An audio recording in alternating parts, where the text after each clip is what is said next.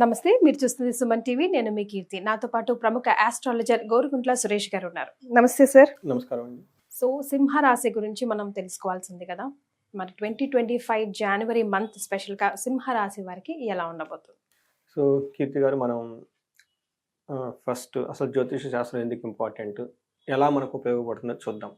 So మనకి మనిషి ఈ జన్మ ఎత్తిన తర్వాత అండి వాళ్ళు చేయాల్సిన పనులు 4 ఉంటాయి అంటండి. ధర్మము, అర్థము, కామ, మోక్షం. అది సన్యాసి దగ్గర నుంచి కానీ, గృహస్థ దగ్గర నుంచి, వనప్రస్థాశ్రమ, బ్రహ్మచారి కూడాను ఈ 4 మీదే ఎక్కువ వాళ్ళు వర్క్ చేస్తూ ఉంటారండి. ఇటు పురుషార్థాలు అంటే ఒక పురుషుడు తన పుట్టిన తర్వాత ఎగ్జిట్ అయ్యే వరకు తను సాధించాల్సిన అర్థాలు, రిసోర్సెస్ అని చెప్తారనమాట. అది ఒకటి ప్రొఫెషన్ రిలేటెడ్ కానివ్వండి, మనం చేసే పనుల గురించి ఉంటుంది, లేదంటే మనం సాధించుకోవాల్సిన అర్థాల గురించి కానీ, తర్వాత జనం భోగంగా ఉండటం, 10 మందిలో రిపీటెడ్గా ఉండటం, సమాజంలో ఉన్నతంగా ఉండటం, ఇది ధర్మము, అర్థము, కామ, మోక్షం అంటారనమాట. అయితే ఇవి సాధించటాలంటే మనకి చాలా ప్రతికూల పరిస్థితులు ఉంటాయి, అబ్స్టాకిల్స్ ఉంటాయి, ఎన్నో ప్రాబ్లమ్స్ అన్నీ ఉంటాయి, ఫేస్ చేస్తూ ఉండాలన్నమాట.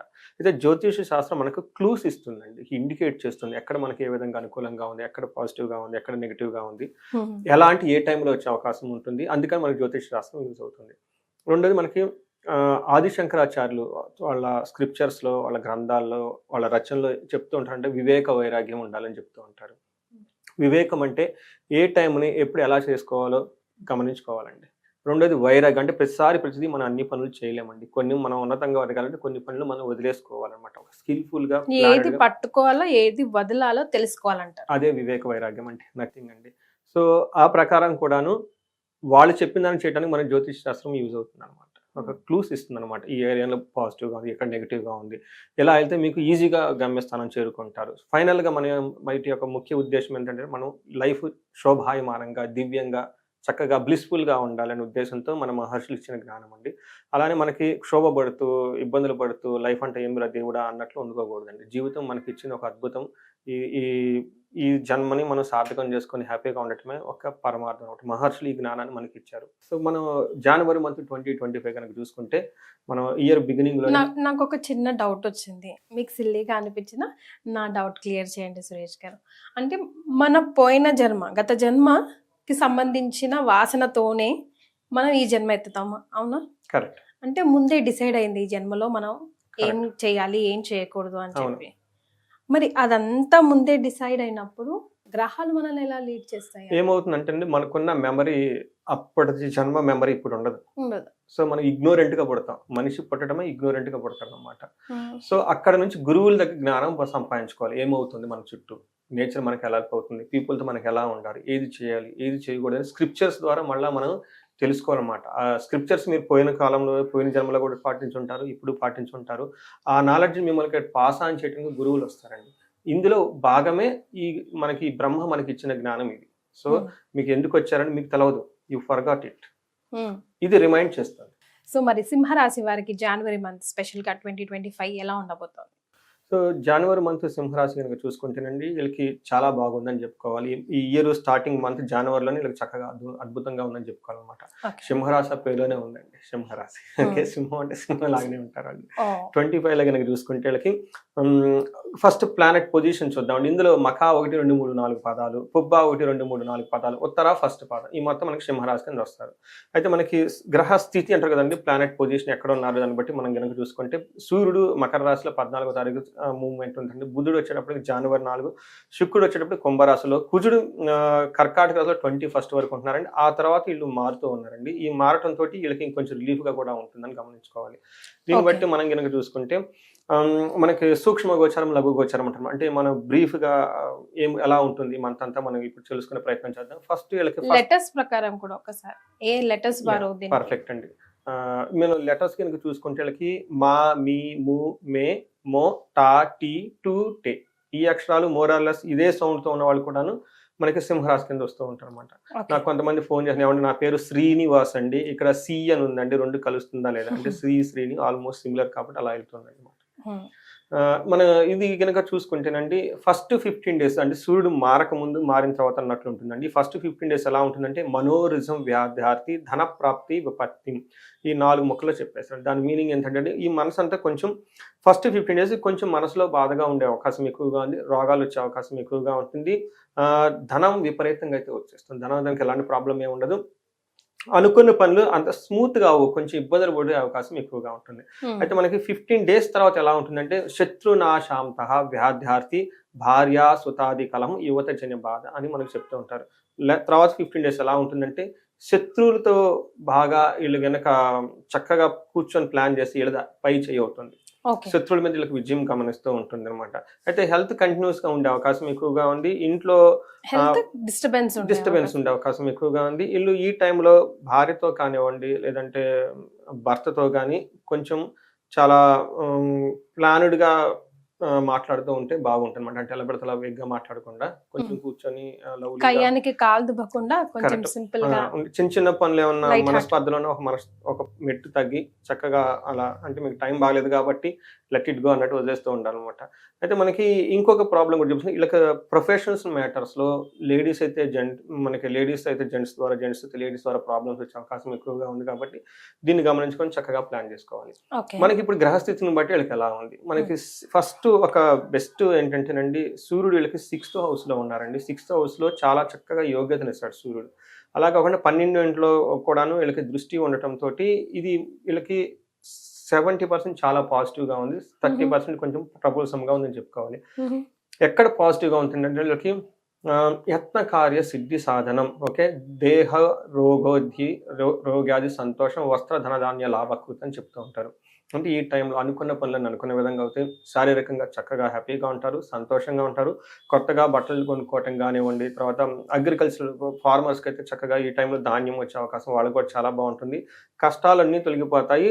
టోటల్‌గా ఒక ఫేవరబుల్ సిట్యుయేషన్ ఉంటుంది. ఇది ఎప్పటి నుంచి అంటేనండి జనవరి 14 తర్వాత. ఓకే. 1 మంత్‌లో చాలా చాలా ఫేవరబుల్‌గా ఉంటుంది.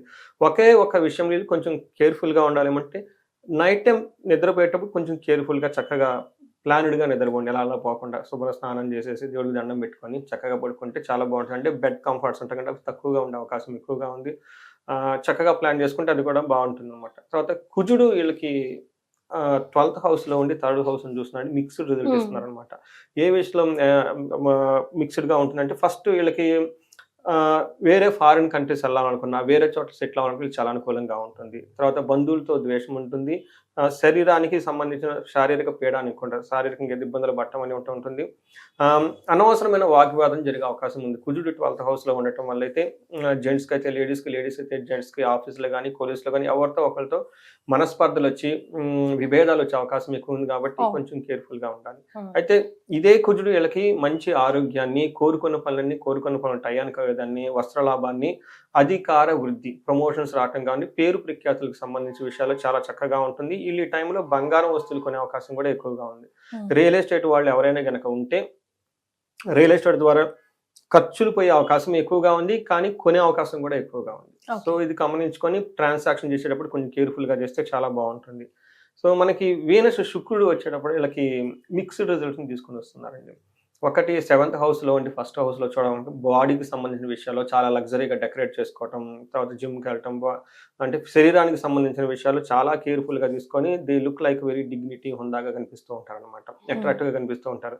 అయితే 7థ్ హౌస్‌లో ఉండటం ఏమవుతుందంటే అండి ఆహ్, జనరల్‌గా మనకి లేడీస్‌తో లేడీస్‌కి మధ్య గొడవలొచ్చే అవకాశం ఎక్కువ చూపిస్తుంది. అది ఆఫీస్‌లో గాని, ఇంట్లో గాని. ఓకే. కొంచెం ప్లాన్డ్‌గా ఉండాలి. తర్వాత స్పౌస్‌కి అనారోగ్యం వచ్చే అవకాశం ఎక్కువగా ఓహ్! ఉంది. తర్వాత త్రూ లేడీస్ వీళ్ళకి కొంచెం ప్రాబ్లమ్స్, త్రూ జెంట్స్ స్పౌస్ కానీ వీళ్ళకి కొంచెం ప్రాబ్లమ్స్ వచ్చే అవకాశం ఎక్కువగా ఉంది.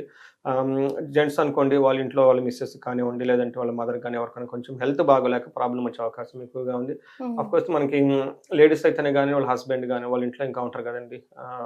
వాళ్ళ అబ్బాయిలు కానివ్వండి, లేదంటే వాళ్ళ ద్వారా కూడాను హెల్త్ కాంప్లికేషన్స్ వచ్చేసి పెరిగే అవకాశం ఎక్కువగా ఉంది. బట్ ఓవరాల్‌గా ఇది బ్యాలెన్స్‌డ్‌గా ఉందని మనం చెప్పుకోవాలనమాట. ఓకే. అది మనకి 3 ముఖ్యమైన గ్రహాలు మారటం వల్ల లేదంటే ఈ మంత్ వాళ్ళ ఉండే ఇన్‌ఫ్లుయెన్స్ అని మనం చెప్పుకోవాలి. నక్షత్రాల ద్వారా కూడా ఒకసారి చూద్దామండి. యాహ్! నక్షత్రం మనకి జ్యోతిష్య శాస్త్రంలో ఒక మంచి కాన్సెప్ట్ ఉందండి. అంగగోచారం అంటారనమాట. ఇది ఫలితం కూడా చాలా క్లియర్‌గా సింపుల్‌గా బావుంటదనమాట. ప్రతి ఒక్కళ్ళు అర్థం చేసుకునే విధంగా. ఇందులో అది మీ బ్రాండ్ మార్క్ స్పెషల్‌గా. అనుకోవాలి. హ్మ్. అందులో మఖా నక్షత్రం, పూర్వపాల్గు నక్షత్రం, ఉత్తరా నక్షత్రం 3 నక్షత్రాలుంటాయండి. ఇందులో మఖా నక్షత్రం వాళ్ళు గనుక చూసుకుంటే 3 విషయాల్లో చాలా పాజిటివ్‌గా ఉంది. 2 విషయాల్లో కొంచెం ట్రబుల్‌గా ఉందనమాట. ఎక్కడ పాజిటివ్‌గా ఉందంటే ఈళ్ళకి ధన ప్రాప్తి చాలా చక్కగా ఉంటుందండి. తర్వాత ఈ మంత్ అంతా 12 నుంచి మంత్ ఎండ్ వరకు చాలా క్షేమప్రదంగా ఉంటారు. తర్వాత విదేశ గమనం, ఎవరైనా గనుక ఫారిన్ వెళ్ళాలనుకుంటే గనుక జనవరి 12 గనుక ఫారిన్ ప్లాన్స్ గనుక వెళ్ళే ప్లాన్‌లు పెట్టుకుంటే చాలా బాగా కలిసొస్తుంది. విదేశాలు వెళ్ళాలనుకున్న వాళ్ళకి. అయితే 2 విషయాలు వీళ్ళు చాలా కేర్‌ఫుల్‌గా ఉండాలి. ఒకటి, హెల్త్ కాంప్లికేషన్స్ వచ్చే అవకాశం ఎక్కువగా ఉంది కాబట్టి చక్కగా యోగా చేయటం, మెడిటేషన్ చేయటం, మంచి న్యూట్రిషియస్ ఫుడ్ తీసుకోవటం, ముందుగా ప్లానెడ్‌గా ఉండేసి ఏది పడితే అది జంక్ ఫుడ్ తినకనుకుంటే చాలా బావుంటుంది. హ్మ్. అయితే ఒక ముఖ్యమైన ఇంపార్టెంట్ పాయింట్ మఖా నక్షత్రం వాళ్ళకేంటంటే వీళ్ళకి బిజినెస్ రిలేటెడ్ గానివ్వండి, లేదంటే సాఫ్ట్‌వేర్ వాళ్ళకి ప్రొఫెషన్ రిలేటెడ్ గానివ్వండి, ఏదైనా ట్రాన్సాక్షన్స్ చేయాలి, ఏదైనా వర్క్ కనుక స్టార్ట్ చేయాలనుకుంటే ఎలా చేయాలో అర్థం గాని ఒక కన్‌ఫ్యూజన్ స్టేజ్‌లో ఉండే అవకాశం ఎక్కువగా ఉంది. ఓకే. దీన్ని బంధనం అంటారు. అంటే ఎటెళ్ళాలో తెలవకుండా దిక్కు తోచని స్టేజ్‌లో ఒక పరిస్థితి వచ్చే అవకాశం ఎక్కువగా ఉంది. వీళ్ళు సబ్జెక్ట్ మ్యాటర్ ఎక్స్‌పర్ట్స్ గనుక కనెక్ట్ అవుతే, లేదంటే ఒక మంచి ఆస్ట్రాలజర్ గాని కనెక్ట్ అయితే వాళ్ళ ద్వారా ఫ్యూచర్ ఎలా ఉంటుంది తెలుసుకొని ప్రాపర్‌గా డెసిషన్ తీసుకోవచ్చు. లేదంటే టూ మచ్ వాళ్ళలో వాళ్ళు బాధపడుతూ కూర్చుంటారన్నమాట. ఓహ్! అయితే ఉత్తర ఫాల్గుని నక్షత్రం వాళ్ళకి చాలా బావుంది. వాళ్ళకి ధనప్రాప్తి ఉంది. క్షేమంగా ఉంటారు. కొంచెం హెల్త్ విషయాలు జాగ్రత్తగా ఉండాలి. బట్ ఈళ్ళకి కూడాను టఫ్ అయిన సిట్యుయేషన్స్ వచ్చే కన్‌ఫ్యూజన్ సిట్యుయేషన్ అవకాశం ఉంది కాబట్టి ఈళ్ళు కూడాను ఒక ఎక్స్‌పర్ట్స్‌ని కలవడం చాలా ఇంపార్టెంట్. ఓకే. ఉత్తర ఫాల్గుని నక్షత్రం వాళ్ళు యాక్చువల్‌గా చాలా బావుంది. ఈ టోటల్ అన్ని నక్షత్రాలు గాని కంపేర్ చేస్తే వీళ్ళకి 3 విషయాల్లో చాలా పాజిటివ్‌గా ఉంది. 2 విషయాల్లో కొంచెం కేర్‌ఫుల్‌గా ఉండాలి. హుహు. ఫస్ట్ జనవరి 11కి ముందు ఉత్తర ఫాల్గుని నక్షత్రం వాళ్ళు ఏదైనా ఏదైనా గనక పని చేస్తే అందులో వీళ్ళకి విజయం వస్తుంది. ఆ! సో, అప్పటిదాకా ఏదైనా గనక పని గాకుండా ఉంటే ఈ టైంలో ఈ ఫస్ట్ 11 డేస్‌లో చాలా పాజిటివ్‌గా పనంతా అవుతుంది. ధన ప్రాప్తి చాలా చక్కగా ఉంది. మంత్ అంతా క్షేమంగా ఉంటారు. తర్వాత ఈళ్ళకి బంధనం ఏదో ఒక సిట్యుయేషన్‌లో బంధించబడినట్టు ఉండే అవకాశం ఎక్కువగా ఉంది. హెల్త్ కాంప్లికేషన్స్ ఉండే అవకాశం ఎక్కువగా ఉంది. ఇది కాకుండా మనకి నక్షత్రాలు గనక చూసుకుంటే ఉత్తర ఫాల్గుని వాళ్ళకి కొంచెం హెల్త్ కాంప్లికేషన్స్ వచ్చే అవకాశం ఎక్కువగా ఉంది. అది కూడాను కొంచెం బ్లడ్‌లో చేంజెస్ రావటం కానీ, ఓహ్! బ్లడ్‌ని కళ్ళ చూసే అవకాశం కానీ ఎక్కువగా కనిపిస్తూ ఉంది. మఖా నక్షత్రం వాళ్ళకి 12, 12 వరకు కొంచెం ధననాశనం అయ్యే అవకాశం ఎక్కువగా ఉంది. అంటే రాంగ్ డెసిషన్ తీసుకొని, అయ్యో! అనవసరమైన డబ్బులు పోగొట్టుకున్నామే, లేదో వృధాగా కొనేసి పెట్టుకున్నామే. అంటే డబ్బులు మనకు ఖర్చవుతాయి. కానీ దానికి రిటర్న్ మంచి పని మీద చేస్తే బావుంటుంది. అదే డబ్బు మనం వేస్ట్ వర్క్ మీద చేసేస్తే తర్వాత రిగ్రెట్ అవుతాం. అయ్యో! డబ్బులు అనవసరం ఖర్చు పెట్టుకున్నామే, ఉపయోగం లేకుండా పోయింది, రాంగ్ డెసిషన్ తీసుకున్నామని. ఇది గమనించుకొని పర్టిక్యులర్‌గా భూమి రిలేటెడ్ లేదంటే బంగారం రిలేటెడ్ విషయం లేదంటే కొనేటప్పుడు విషయాల్లో కొంచెం జాగ్రత్తగా ఉంటే సరిపోతుందండి. రైట్. సో, మరి వీళ్ళకేమైనా రెమెడీస్ సజెస్ట్ చేస్తారా సార్? సో, రెమెడీస్ గనుక చూసుకుంటేనండి ఈళ్ళకి కుజుడికి ఉత్తర పాల్గొనే వాళ్ళు కుజునికి సంబంధించి ఒక కేజింబావు కందులు గనక దానం చేస్తే చాలా బావుంటుంది. అంతేకాకుండా సుబ్రహ్మణ్యేశ్వర స్వామి గుడికెళ్తే చాలా బావుంటుంది. బట్ ఓవరాల్‌గా ఈళ్ళకి అంతా బావుంది కాబట్టి ఫారిన్ అవకాశం ఉంది, ధనప్రాప్తి ఉంది. హెల్త్‌కి సంబంధించి గనక ఎవరైనా గనక బాధపడుతుంటే అమృత మృత్యుంజయ పాశుపత హోమం చేపించుకున్న మృత్యుంజయ మంత్రాన్ని వాళ్ళు చక్కగా జపించుకున్నా గాని చాలా బాగుంటుంది. ధన ప్రాప్తి చాలా బావుంది.